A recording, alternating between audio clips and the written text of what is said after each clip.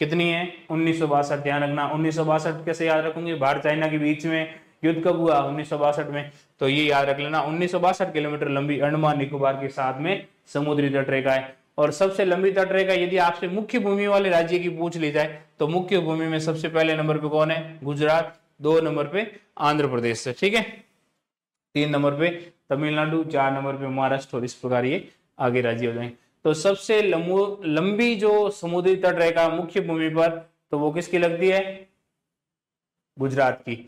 और यदि अंडमान निकोबार द्वीप समूह, लक्षद्वीप या द्वीप समूह सहित पूछा जाए तो सबसे अधिक लंबी तटरेखा वाला जो यूटी है वो कौन सा है, अंडमान निकोबार द्वीप समूह। और सबसे छोटी जो तटरेखा है वो किसकी है, पुडुचेरी की, 30.6 किलोमीटर। सबसे छोटी किसकी है, पुडुचेरी की।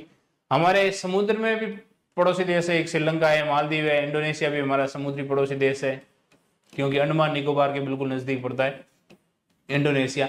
श्रीलंका और भारत के बीच में जो स्ट्रेट है उसको पाक स्ट्रेट बोलते हैं, पाक जल डमरू मध्य। और मन्नार की खाड़ी भी भारत और श्रीलंका के बीच में स्थित है। तो मन्नार की खाड़ी या पाक जल संधि या पाक जल डमरू मध्य, ये भारत और श्रीलंका के बीच में सीमा रेखा मनाते हैं। मालदीव के साथ में अंडमान निकोबार लक्षद्वीप द्वीप समूह में एक द्वीप है मिनिकॉय।